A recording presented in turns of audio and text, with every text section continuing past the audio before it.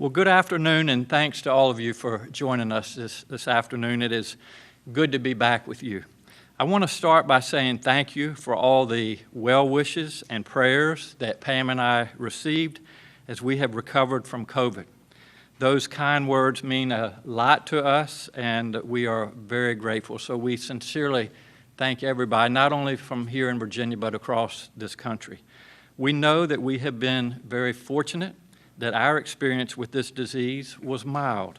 Many other people have not been so lucky, and our hearts continue to be with those who have lost their loved ones.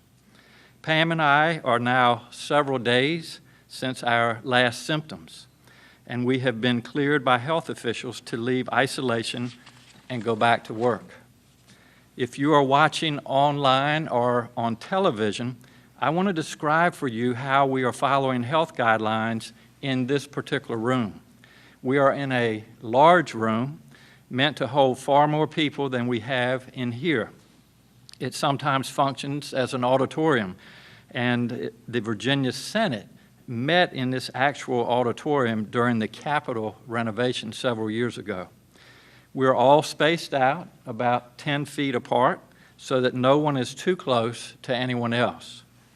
And we are all wearing masks except for our hearing interpreters and those speaking into this microphone. From the moment we received our positive diagnoses, we adhered to the public health guidance that you've all heard from the Virginia Department of Health and the Centers for Disease Control. We isolated ourselves, for me, 18 days, having no contact with other people. We had a thermometer, and we were able to get a blood oximeter to measure our blood oxygen levels. The staff at the mansion and in the governor's office were all tested, and some 65 staff were told to quarantine for 2 weeks. To my knowledge, those 65 staff members all tested negative. No one tested positive. And I truly believe that is a testament to wearing these masks. We wear our mask in the office.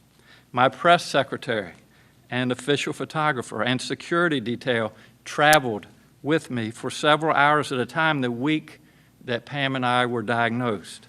And we wear our mask in the car or on the plane, and thankfully none of them got sick.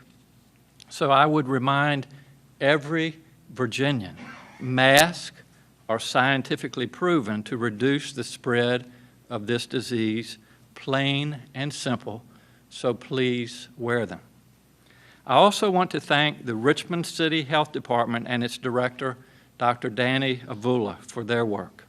They contact traced everyone Pam and I had been in contact with. They helped arrange testing for the staff and follow-up testing for close contacts a few days later. I'd like to ask Dr. Avula to come up and talk a little bit about how important contact tracing is and how the process to be cleared to leave isolation works. Dr. Avula, thank you, sir. Thank you, Governor Northam. Good afternoon, everybody. So I've talked to many of you along this process about our role in contact tracing, what the role of the local health department in every new case of COVID-19 that we have in the Richmond and Henrico health districts. We follow up that case and we identify when was their onset of symptoms or when was the date of their positive test. We will then go back a 48-hour period from that onset of symptoms or that date of testing, and then we will interview that case to figure out where they were, who were they around, who did they travel with, and we determine who actually met the definition of a close contact. So having spent 15 minutes or greater within 6 feet of somebody is the epidemiologic definition of a close contact. For those individuals who meet that definition, they are now considered exposed and have to go into what's called a quarantine period. The quarantine period is set at 14 days, and that's because once you are exposed to illness, that the potential for infection, the virus has to incubate in your body. That incubation period can be as quick as 2 days, but it can last as long as 14 days. So our team interviewed the governor and the first lady. We interviewed their staff. We looked at their schedules. We looked at their travel logs. We looked at attendance at their meetings, and had a much more comprehensive list than we normally have in our case investigations. And we were able to track down all of those potential contacts, determine who met that definition of a close contact, and ask them to quarantine.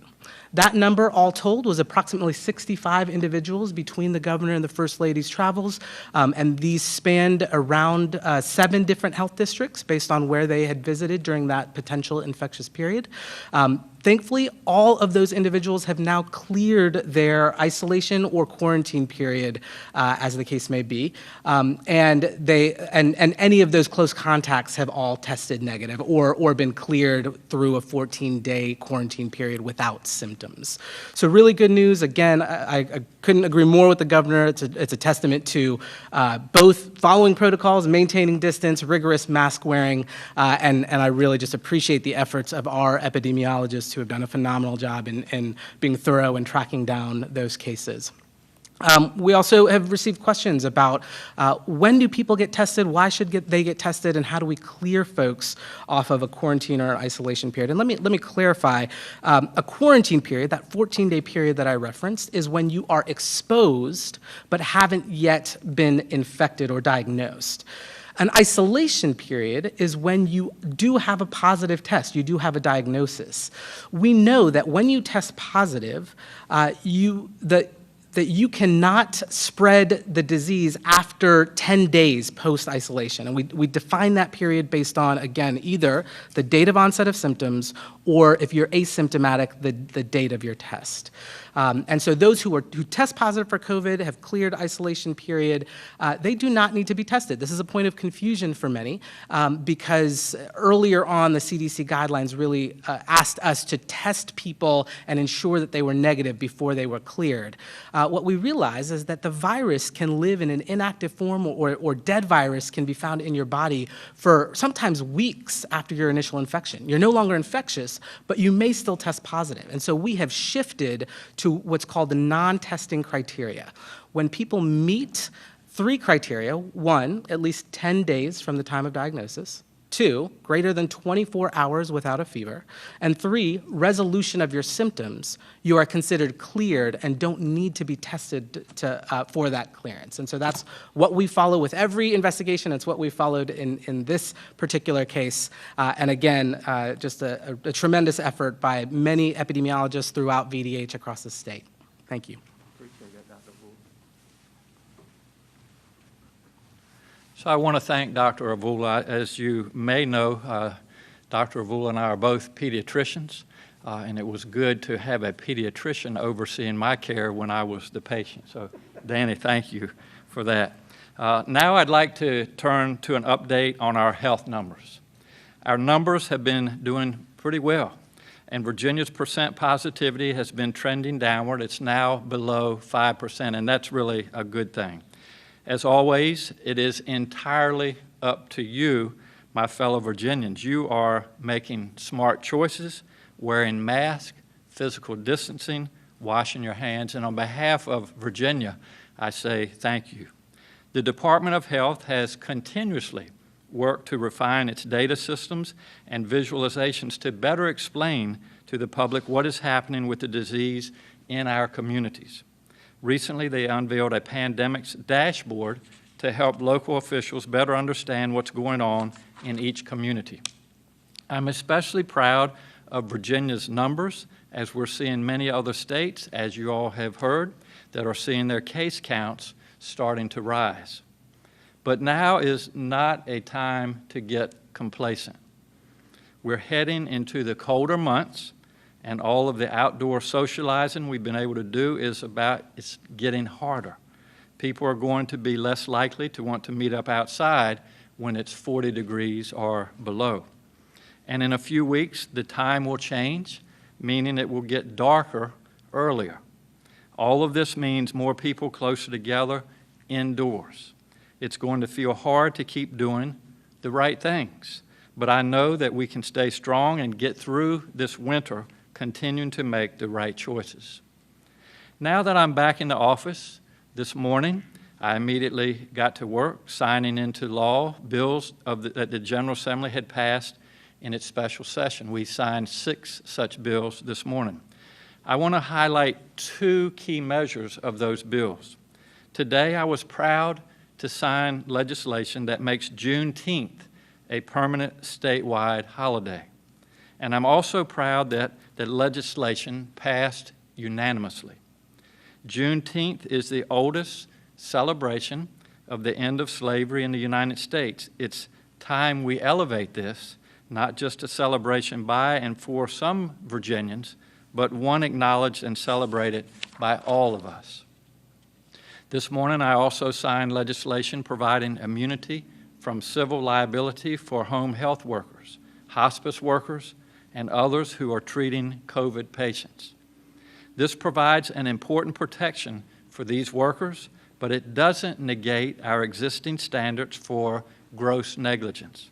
Essentially, if you're a nurse, this provides protection, but if you're a patient, you're still protected as well. I'd like to turn now to how we're using our federal CARES Act dollars to help Virginians and our communities.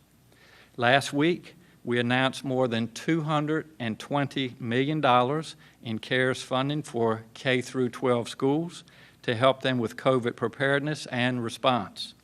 We also announced $30 million in CARES funding to fast-track local broadband projects and another $12 million to expand the rent and mortgage relief program. In the coming days, we'll be announcing at least $50 million for hazard pay for our home health workers, in addition to funding for the vaccination program and for child care providers. These are all priorities that the General Assembly has identified, and we're working to get that money out the door. We're also working to expand eligibility for the Rebuild Virginia program, which is targeted at helping small businesses impacted by the pandemic. We'll have more information about that next week. Now I'd like to move to another topic on everyone's mind, and that is elections. Today is the deadline to register to vote. This morning, a Verizon fiber in Chesterfield County was inadvertently cut during a roadside utilities project that interrupted internet access for much of Virginia government, including our Department of Elections. Technicians are working to get this back up and running. We have been exploring all of our options to extend the voter registration deadline. That deadline is set in our code, and it does not appear that I have the authority to change it. That is up to the courts, and I would support a court-ordered extension of the deadline. If you're eligible to vote but are not registered, please consider registering. Democracy works when everyone participates. It's important. If you know someone who isn't registered, please talk to them. Send them the link to the election website when it's back up and running. And if you're not sure if you're registered, go online and double check. It matters. You can vote absentee in person. Locations aren't the same as Election Day polling places, but they're often at the registrar's office, and your local registrar can give you more information. You can vote absentee by mail, by contacting your local registrar and requesting a ballot, or doing so on the elections website. And you can vote in person on Election Day, just like you usually do. Earlier this year, I worked with the General Assembly to pass legislation that would open up early voting and allow any voter to vote early for 45 days before the election without giving a reason why. I'm proud that we did that because it is working extremely well. As of yesterday, more than 550,000 Virginians have voted early in person. That's equal to 1/4 of the total voter turnout in 2016 and represents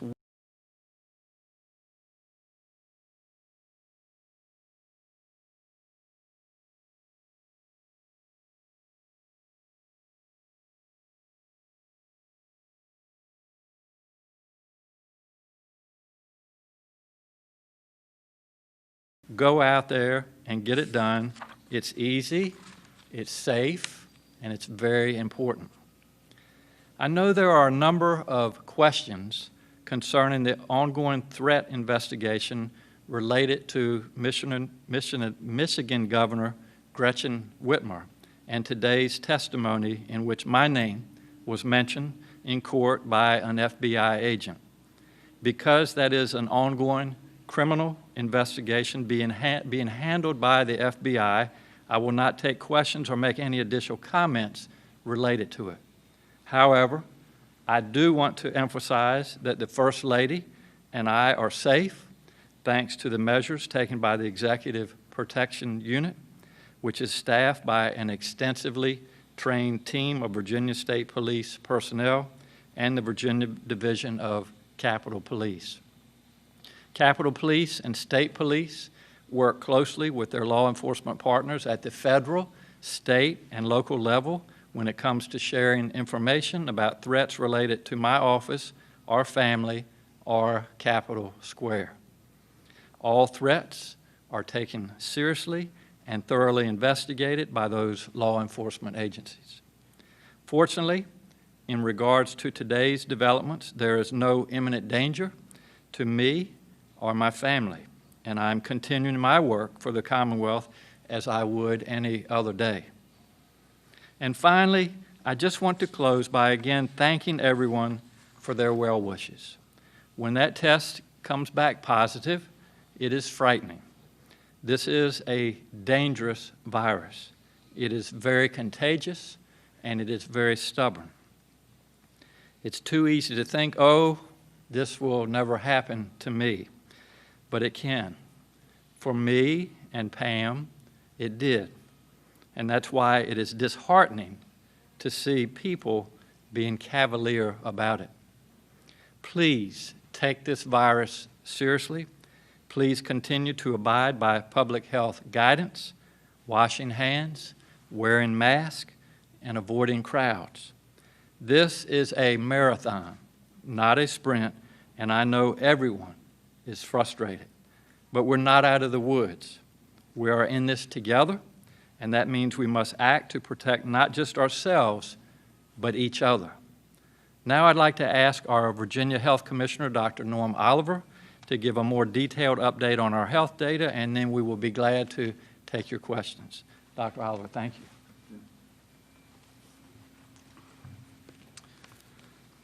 So very briefly on the numbers regarding the cases of COVID-19 in the Commonwealth.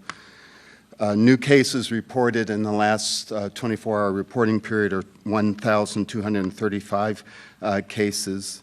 There were 11 new deaths reported. We now stand at a total number of cases of 160,805 cases across the Commonwealth, and deaths at 3,372. Our testing continues to go really well with more than 15,000 tests on average per day. We stand at 2,468,715 PCR tests. In the last reporting period, we clocked another 20,720 PCR tests, and the antigen tests were 554, and antibody tests were at 383. Thank you, Governor. Thanks, Dr. Oliver.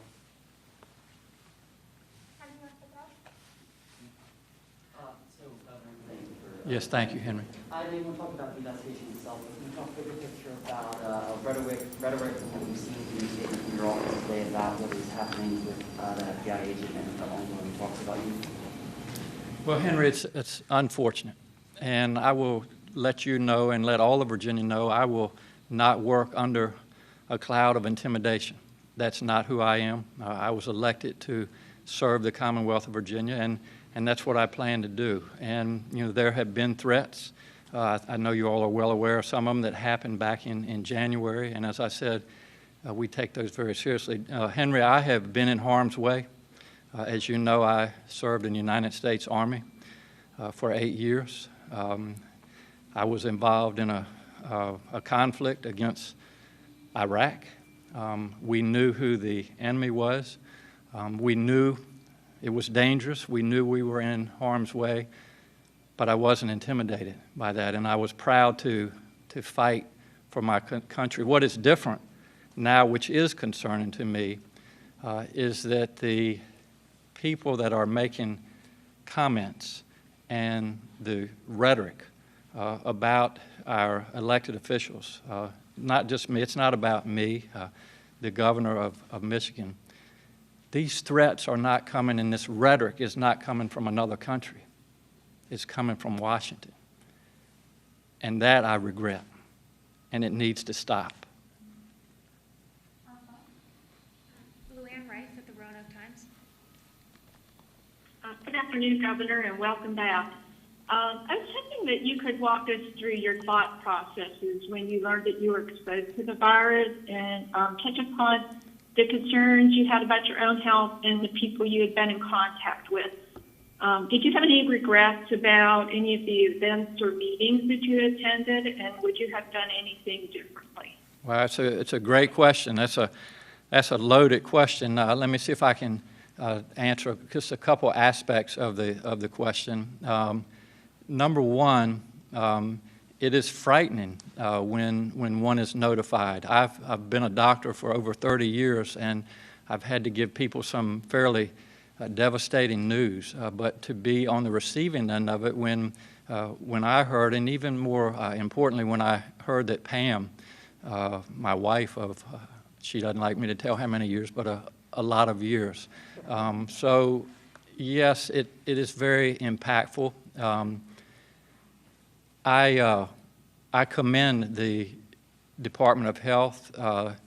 The way this kind of all happened, I kind of go through it just briefly, is that on Wednesday, I believe that was the 24th of September, we were notified that one of the workers in the mansion that we have very close contact with had symptoms and had tested positive, and it was recommended that Pam and I and the rest of our staff be tested. And so we were tested the following day at 2 o'clock, and at about 7:30 that night, we were notified that we were positive. And fortunately, we've had mild symptoms. It's interesting, Pam had some symptoms, cold-like symptoms early on, and her isolation, as Dr. Avula has reviewed, was 10 days from the beginning of her isolation. My symptoms, which were also very mild, they were cold-like symptoms, no fever, no cough, no shortness of breath, came about 8 days into my diagnosis. And so following the CDC guidelines, my time of isolation actually restarted on that Friday, and thus I was in isolation for a total of 18 days. The last day of that was yesterday. So I'm glad to be back at the office. We continued to work. I think a lot of you saw that I was in daily contact with our legislators. We've been working with police reform, criminal justice reform, voting laws, and the budget, and that is moving along quite nicely. So just to kind of sum things up, Pam and I were very fortunate that we had mild symptoms. There have been in the ballpark of 215,000 people that have died in this country from COVID-19, and that is a lot of people, and every one of those deaths has had an impact on their families. So that bothers me. The second part of it is that anybody that tests positive or has been in contact with someone goes into isolation or quarantine, and imagine the impact that has on individuals and families, whether they have children at home, whether they need to be at work and can't work via virtual work. And so it impacts families. But looking at the big picture, what this really has emphasized and put into perspective, think of what this pandemic is doing to us as a society. People that have lost their business, that have lost their jobs, that don't have a roof over their head, that don't know where their next meal is coming from, that are worried about their children not being in school. That's why we as a Commonwealth, as a society, need to take this virus seriously. As I said earlier, it is very contagious. It is very dangerous. A lot of people, too, by the way, that recover have long-term sequelae from this virus. So let's all realize that and do what we know works, and that is wear our mask, keep our distancing, wash our hands, keep the numbers down so that we can get our children back into school, so that we can get our businesses back up and running. That's the only way we're going to be able to move forward. So that's a long-winded answer to your question, but it helped put things in perspective. Alan. Why did the state have any sort of redundancy on this election, on this cable that was cut? This seems like a pretty scary possibility on election day of, a road crew can disable the entire system. Do you know why there wasn't some sort of secondary cable or backup plan? Well, I can't answer that specifically, Alan, but I think it's, it's just assurance that, it reaffirms why we need backups to a lot of our systems. And Secretary Connor, our Secretary of Administration, has done a good job updating our technology. Obviously, we still have a lot of work to do, but this particular cable was vital to us. There's not a backup to that particular cable. It's being worked on as we speak, and we're going to get things up and running as soon as we can.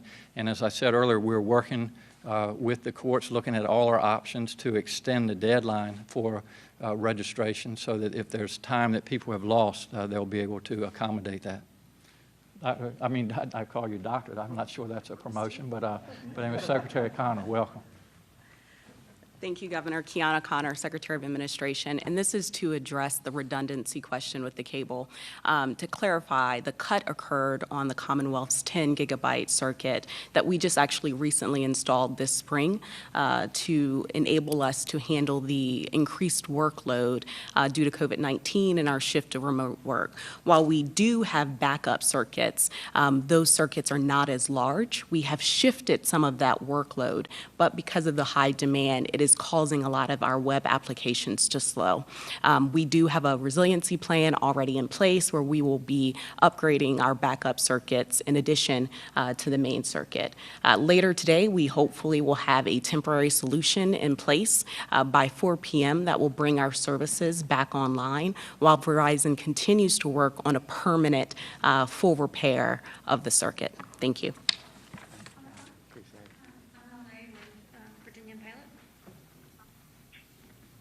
Hi. Yeah, I'd like to ask the governor, are you aware of any specific efforts to extend the voter registration deadline? And if so, can you elaborate on what you're planning to do to push those efforts along?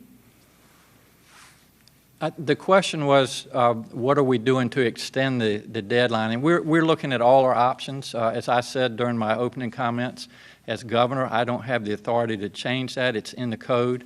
So it's probably most likely going to be done through working with the courts. And so I look forward to them assisting us and making sure that we can extend that deadline.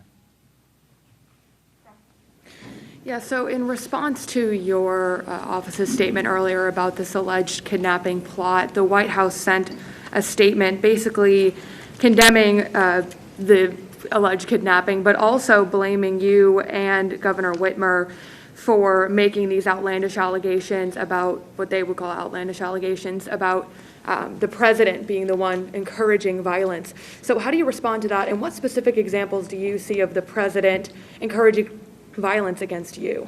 Let me answer the second part of your question. Back in, I believe it was April, the months tend to run together. The CDC offered guidelines on how to combat the spread of COVID-19, and in those outlines were wearing facial masks, social distancing, and hand washing, things that we had already been advocating for. And 2 days later, the president said to liberate Virginia. So that's an example of mixed messages coming out of Washington, which we've been seeing since the beginning of this pandemic. But words have meaning to people, and so when our leaders make statements like this, and that's just one example of many. I know you all are well aware of other things that have been said, but again, when we're listening to the people, which is what I've done as governor. I work with our legislature. They responded to the previous election as well. And I realize I've been in this long enough that not everything we do is agreeable to all Virginians. But when language is used such as to liberate Virginia, people, they find meaning in those words, and thus these things happen, and that's regrettable. David McGee with the Bristol Herald-Courier. Yes, thank you, and Governor, welcome back. I wanted to ask you if the personal experience and the perspective of having COVID-19, how that's going to affect some of your decision-making going forward in terms of easing restrictions or imposing restrictions and things like that on the rest of the state. Sure. That's a great question, and I'll give you a much briefer answer. This is not about me. It's not about my wife, my family. This is about Virginia, and so we're going to continue to do everything that we've done. It's working. Our numbers, as I said, our positivity rate now is below 5%, so we're going to keep doing the things that we know work in Virginia. Sort of to that point, I guess, being below 5% positivity, are you in developing whatever, is past phase 3 when we may see a further easing of restrictions? Any idea when we might go to that next step of phase? Yeah, it's a great question, Cam, and I'm cautiously optimistic that we'll be able to move forward at the appropriate time when we can do it safely and responsibly. But again, I'm not telling you or the viewers anything that they don't already know. Numbers are going up in a number of states across this country, so we're not out of the woods. We're nowhere close to being out of the woods, and so until we can see a trend going down, we're not going to make any changes. We obviously continue to have an open dialogue with our school districts. I know as a parent, and I've talked to just a number of teachers, a number of families, we want to get our children back in school, but we need to get those numbers down in the communities in order to be able to do that safely and responsibly. So I don't have any particular number I'm looking at, but it certainly has to be a trend, not only in Virginia, but throughout this country, and we're not there yet.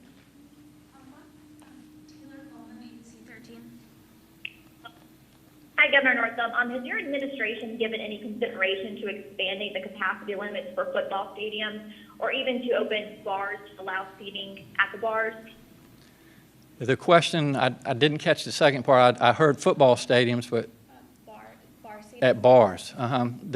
If we're looking at expanding capacity, and I haven't yet, again, in answer to Cam's question, our numbers are better, but we still have a lot of room for improvement. And we know, I have watched what has happened not only in other states, but also in different areas of Virginia. When people gather together, this is when the virus spreads. When people gather together and don't wear masks and don't keep their social distancing, this is when the virus spreads. And I'm going to take this opportunity to contrast what happened in Virginia with our positive diagnosis. As Dr. Avula said, 65 people in close contact. When I say close contact, I'm talking about a foot or 2 feet apart, riding in a car together, riding in an airplane together, sitting and having a meeting together, 65 close contacts, and none of them tested positive. So we know that the measures that we're taking work. Compare that to what happened in the Rose Garden in Washington just over a week ago. A gathering where people cavalierly sat together, stood together, hugged each other. You saw it, just like I saw it. No mask, no social distancing, and look at the number of people that tested positive. That, we talk about science. It doesn't get any clearer than that. What we're doing, what we're asking you to do, the guidelines that we're following in Virginia, they work. And when we don't follow those guidelines, we have outbreaks like you saw in Washington. I don't know if you're willing to talk about any of the potential options for extending the election deadline. Could you ask the AG to file something with the courts, or what would the mechanism even be? Yeah. Rita, my counsel, is here, Laura, so Rita, thank you.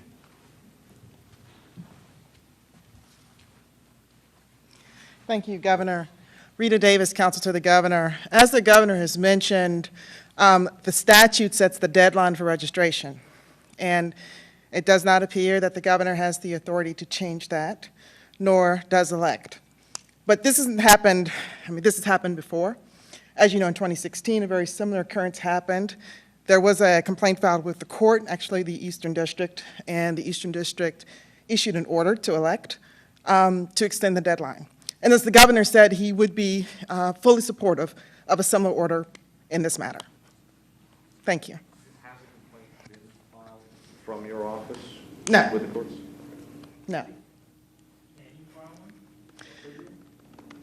Could I file a complaint on behalf of the Governor? The Governor's office file a complaint. So why wait for some outside group to file a complaint, not do it yourself? Well, this kind of delves into probably a lot of legal standing issues that you're not interested in, but there's a little complication about whether or not it would be proper for the agency to seek some sort of relief from the court as opposed to a plaintiff seeking the relief from the court. And so I think the Office of the Attorney General is on top of this and waiting for any potential relief that's been petitioned or asked for. So we're going to stand by and make sure that we don't lose sight of this and that the appropriate methods are being taken to preserve Virginia's ability to continue to be registered. Any questions? Thank you. Thank you, Rita. Bill Atkinson with the Progress Index. Yes, Governor Northam, welcome back. It's nice to see you back with us. Quick question is, are you happy with the level of transparency that we've been seeing in the reporting the numbers of COVID positive testing across the state? And would you like to see that transparency increased even more when it comes to the school division reports to include whether or not the affected person or people who tested positive were teachers, administrators, staff members, or students? The question is about transparency, and I may let, if Dr. Oliver or Dr. Avula wants to touch on this as well. Obviously, transparency is important to all of us. I think you all have seen when there are positive cases at schools, it's being reported, parents know, et cetera. But if you want to have more details, Dr. Oliver, thank you. Thank you for that question. We are preparing a dashboard that will present the number of cases in outbreaks in K through 12 schools and institutes of higher learning that will be on our public-facing website. And the only thing we'll restrict there is when we have very small numbers of cases, in order to protect the anonymity of those patients and their families, we don't report that data. And so it'll be very similar to what we've already done with the nursing homes. Hi, Governor. I don't know if you or maybe somebody else from the administration could brief us a little bit more about this plot. Maybe tell us when the administration was notified and what steps were taken to make sure that you were safe. Without going into any detail, Mel, what I said earlier, we were notified of the threat. These threats are not new. Unfortunately, we have been dealing with those over the months. As you know, as I said, we had threats prior to January, and I'll just tell you that we take the threat seriously. We work very closely. When I say we, the state police, the Capitol Police work very closely with our local police departments and also with our federal agents, and that's what we'll continue to do. Said earlier today that you weren't notified at first when the FBI communicated the threat to the administration. Can you talk about why that was? I'm sorry, repeat, I wasn't notified when?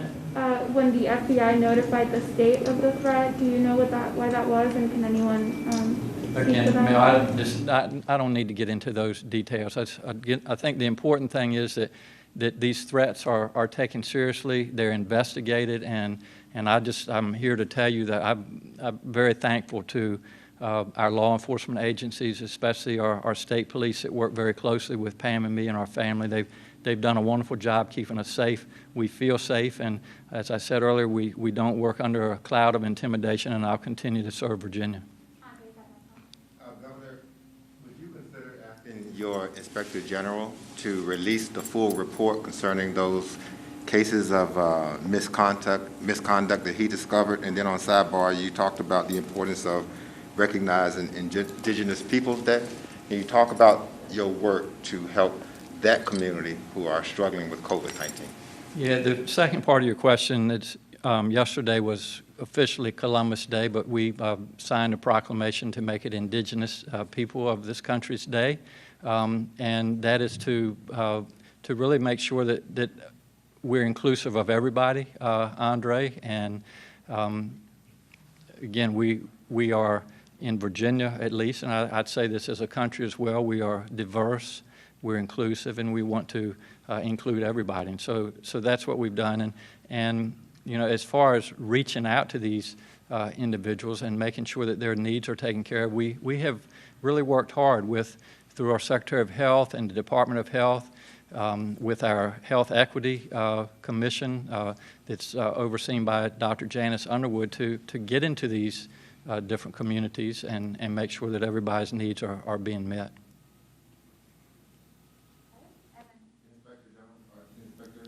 General and the report? I'll let Secretary Moran handle that. Thank you, Secretary. Governor, thank you. Good afternoon, Andre. The question with respect to the Office of State Inspector General's report and administrative investigation of the Virginia Parole Board, is that correct? Yes. And as you know, this has been an ongoing investigation since March, when the Parole Board aggressively reviewed a number of cases at the onset of this pandemic. In light of that, there were some, admittedly some deficiencies in some of the notices, and OSIG has been investigating that. We have received a report. We have responded.